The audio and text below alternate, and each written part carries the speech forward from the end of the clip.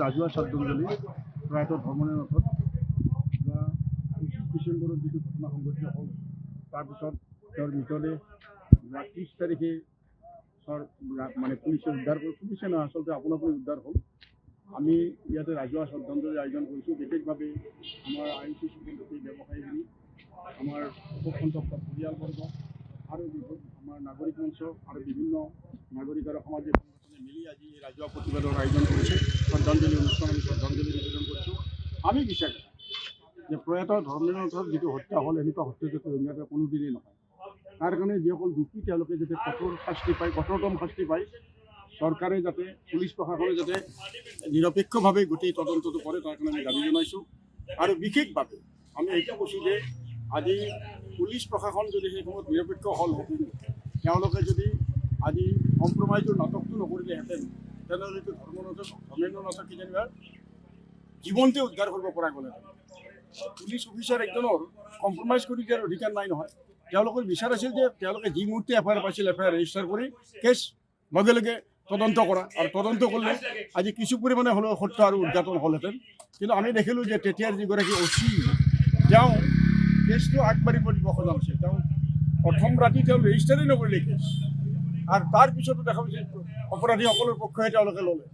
স্বাভাৱিকভাৱে আমি নাগৰিক মঞ্চৰ তৰফৰ পৰা ৰঙিয়াবাসী ৰাইজৰ তৰফৰ পৰা বিচাৰিছোঁ যে এই সমগ্ৰ কেছটোত পুলিচকো আজি তদন্তৰ আওতালৈকে অনা উচিত। আৰু কাৰণ তেওঁলোকে যদি নিৰপেক্ষ হ'লহেঁতেন আজি এই এটা দুৰ্ভাগ্যজনক ঘটনা সংঘটিত হ'ব নোৱাৰিলেহেঁতেন। গতিকে পুলিচকো তদন্তৰ আওতালৈ অনা উচিত। আৰু তৎকালেই আজি যিগৰাকী আমাৰ বিষয়া আছিল, তেতিয়া কাৰ্যবাহী বিষয়া অচি আছিল, সেই অচি আপোনাৰ বৰ্মন ডাঙৰীয়াক তৎকালেই নিলম্বন কৰি ৰিজাৰ্ভ ক্ল'জ কৰি তেওঁক তৎকালেই নিলম্বন কৰি মই ভাবোঁ যে তেওঁকো বিচাৰৰ অঞ্চললৈ অনা উচিত। যেতিয়ালৈকে দোষী সাব্যস্ত নহয় তেতিয়ালৈকে তেওঁক ছাছপেনশ্যনটো ৰখা উচিত আৰু তেওঁৰ বিৰুদ্ধে বিচাৰ পৰিচালনা কৰা উচিত। এতিয়া যদি চৰকাৰী পক্ষৰ মদত লৈ কিছুমানে এনেধৰণৰ মানুহ হত্যা কৰে, আমি যিটো শুনিছোঁ, যিটো অভিযোগ ৰাইজৰ পৰা পোৱা যায়, যিকেইজন হত্যাকাৰী তেওঁলোকৰ চৰকাৰী শাসক দলৰ লগত খুবেই টিটিঙেলি আছিল। স্থানীয় বিধায়কৰ লগতো খুব গলি সম্পৰ্ক আছিল। আজি বিধায়কগৰাকীয়ে কৈছে যে মই অচিজনক ট্ৰান্সফাৰ কৰিলোঁ। ট্ৰান্সফাৰটো কোনো পানিছমেণ্ট নহয়।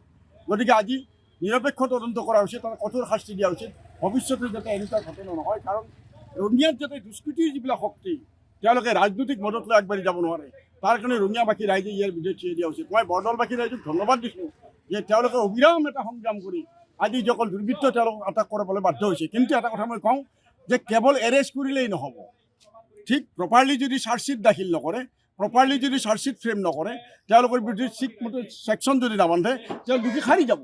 গতিকে এইটো দায়িত্ব পুলিচৰ প্ৰশাসনৰ। যিকোনো খবৰৰ বাবে যোগাযোগ কৰক 7099017330 লগতে 7099017110 নম্বৰত।